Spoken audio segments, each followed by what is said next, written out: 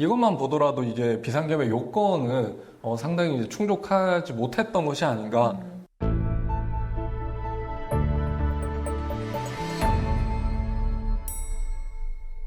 안녕하세요. 여러분의 인생을 지켜드리는 인생변호사, 검사 출신 이고은 변호사. 검사 출신 배한진 변호사입니다.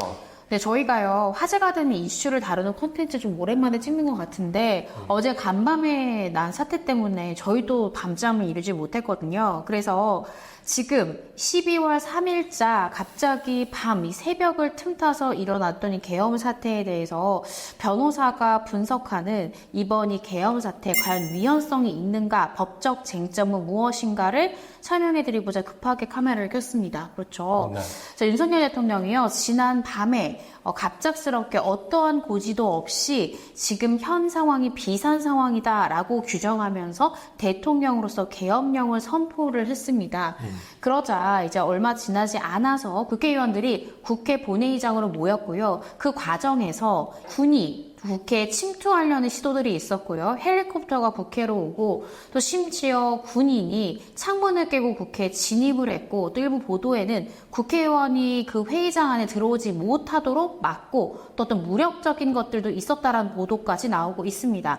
결국엔 190명 이 재적 의원의 전원 찬성으로 이 계엄령에 대해서 해제가 됐고요. 그리고 한 1시간 반 정도 흘러서 윤석열 대통령이 또 대국민 담화를 통해서 계엄령을 해제하겠다라고 발표를 했습니다. 네, 그러면 윤석열 대통령의 계엄령이 도대체 어느 법의 근거에서 계엄령이 선포되었는지 법적 근거부터 살펴보도록 하겠습니다. 네, 일단 그 대한민국 헌법 77조 1항에는요, 대통령이 전시사변 또는 이에 준하는 국가 비상사태에 있었을 때 법령, 그러니까 이때는 계엄법이겠죠. 계엄법에 따라서 계엄령을 선포할 수 있다라고 이제 규정을 하고 있고요. 그리고 계엄을 선포한 데는 지체 없이 이제 국회에 통고를 하게 되어 있고, 국회에서는 재적의원 과반수의 찬성으로 계엄 해제를 요구할 경우에는 대통령은 이를 해제하여야 한다라고 규정하고 있습니다. 그래서 어젯밤에도 재적의원 190명이 전원 찬성으로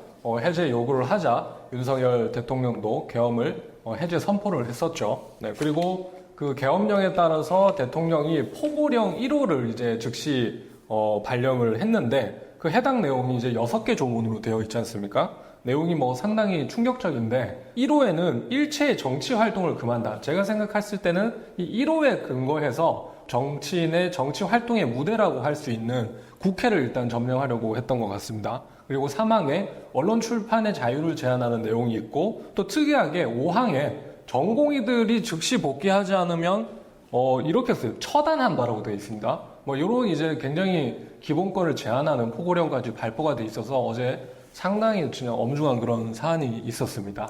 네, 그렇습니다. 그렇다고 하면 일단은 그 계엄령 선포 자체가 과연 합법적인 일이었는가, 헌법에 위헌되는 요소는 없는가를 좀 살펴보면요. 아까 배 변호사님이 언급하셨듯이 계엄을 발령하기 위해서는 국가상의 전시나 사변, 기타 이에 준하는 국가 비상사태가 있을 때만 굉장히 제한적으로 이루어지는 것이어야 되고요. 사실 계엄령이 우리나라에 발령된 게 40여 년 만에 처음이라고 하니까 그렇죠. 얼마나 이게 엄중한 대통령의 령인가를 알 수 있습니다. 그런데 어제 이제 윤석열 대통령이 사실 미리 그 기자들한테 알리지도 않고 대통령실 출입기자조차도 출입하지 못하게 한 채로 갑자기 대국민 긴급 기자회견을 통해서 계엄령을 발령하겠다, 나 계엄령을 선포한다라고 얘기했습니다. 그 사유가 야당에서 계속해서 탄핵을 언급하는 부분이랄지 예산안 삭감이랄지 이런 것들이 도저히 정상적인 국정운영 상태라고 보여지지 않는다라는 것을 근거로 됐는데요.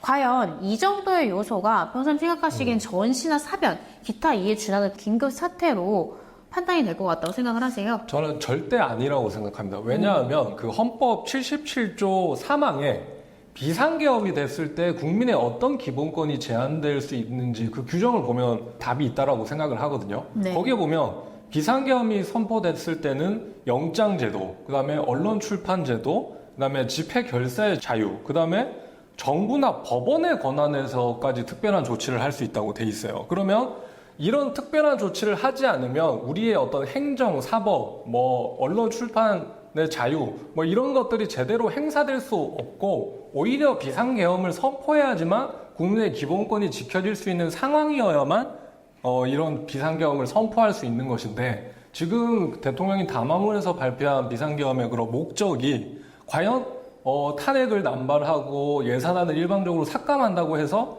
국민의 기본권이 지금 중대하게 침해될 그런 위기에 직면해 있냐? 그건 절대 아니거든요.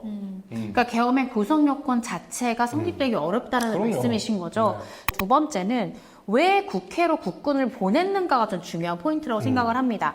아까 변호사님께서 근거 규정을 얘기를 하면서 계엄을 해제할 수 있는 어떻게 생각하면 법적 권한을 가진 사람들이 바로 국회의원들이잖아요. 그렇죠. 국회의원들이 이게 그 정도의 비상사태는 아니야 라고 판단하면 이 대통령에게 해제를 요구할 수 있고 그럼 해제를 하여야 하잖아요. 즉 국회의원은 뭡니까? 국민의 대표입니다. 국민의 대표인 국회의원만큼은 계엄령의 상황 하에서도 국민을 위해서 어떤 것이 더 맞는 아닌지를 선택할 수 있는 마지막 남은 어떻게 생각하면 국민의 보루잖아요.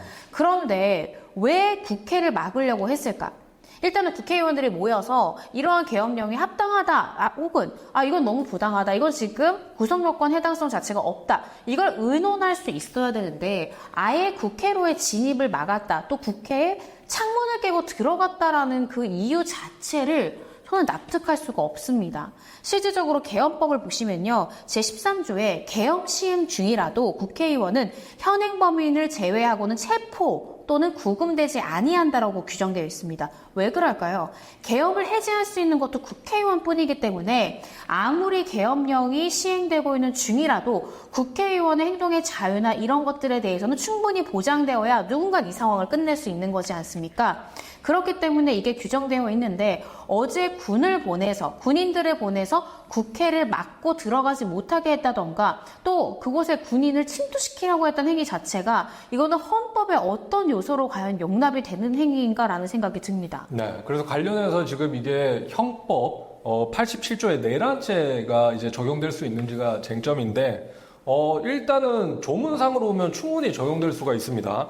형법 87조를 보면 대한민국 영토의 전부 또는 일부에서 국가 권력을 배제하거나 국헌을 문란하게 할 목적으로 폭동을 일으킨 자에 대해서는 우두머리, 그다음에 모의에 참여한 사람, 단순히 가담한 사람 이렇게 급을 나누어서 최대 이제 사형, 무기징역까지 이제 해질 수 있는 법조문을 두고 있는데 이 형법 87조의 내란죄가 사실 이미 적용돼서 처벌받은 사례가 있습니다. 노태우 전두환 전 대통령이 군사 쿠데타로 이제 내란 목적 살인죄 등으로 형사사건 재판을 받았는데 네. 그 판례에서 사실 이 내란죄에서 설시하고 있는 국헌을 문란하게 할 목적이 뭔지에 대해서 이미 판단을 했어요. 그걸 한번 제가 읽어드리면 국헌 문란의 목적이라는 함은 그냥 헌법에 의해 설치된 국가기관, 그리고 국회가 대표적이죠. 그럼 국회 같은 국가기관을 강압에 의해서 전복 또는 그 권능 행사를 불가능해 하는 것을 하나의 예시로 들고 있어요.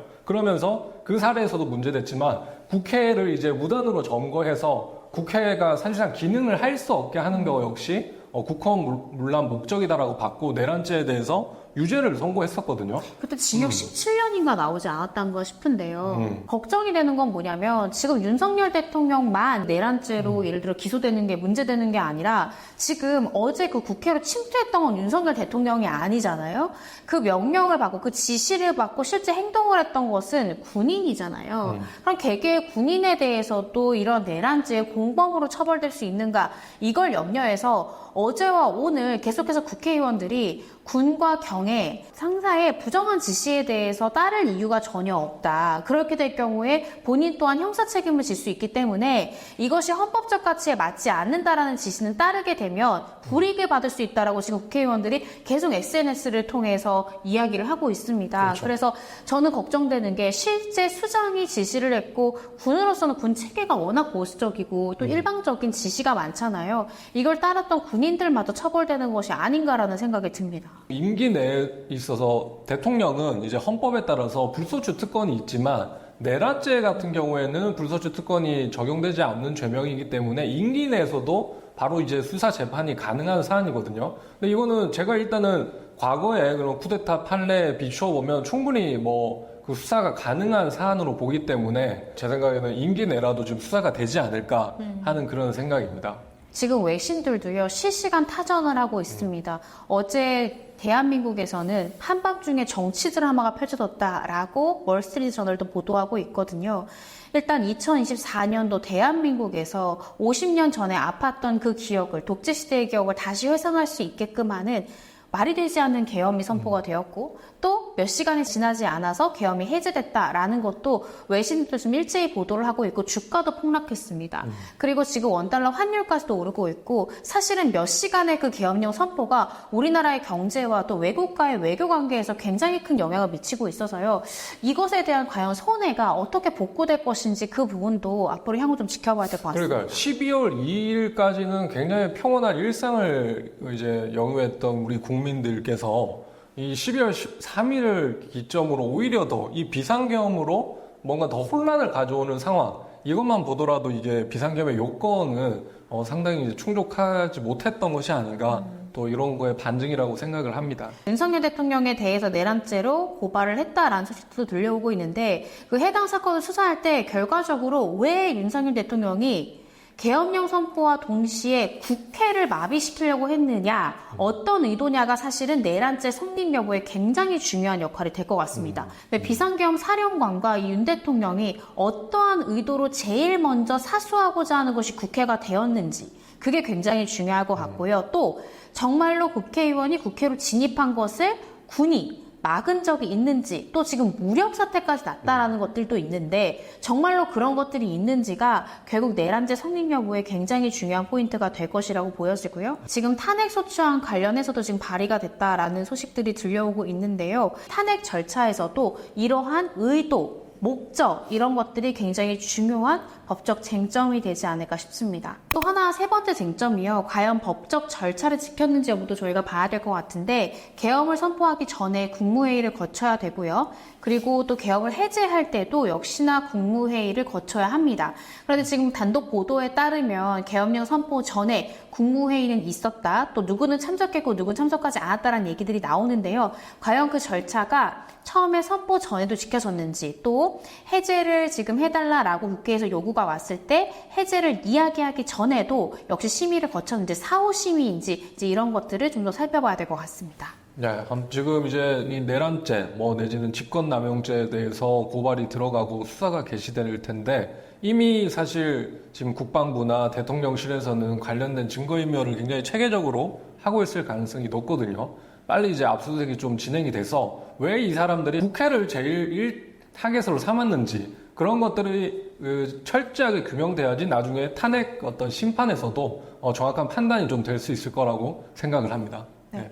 이거 그냥 제 사견인데요. 아무래도 이렇게 계엄이 선포가 될 때 그 국회 요구가 있으면 계엄을 선포하더라도 바로 해제될 수 있어서 그런 사태를 막고자 국회를 점거하려고 했었던 것은 아닌가라는 개인적인 사견이 들고요. 그게 사실인지 여부는 앞으로 수사 과정을 통해서 밝혀질 것 같습니다. 저도 의견을 하나 내자면, 이 포고령을 보고 저는 상당히 좀 뜨악했어요.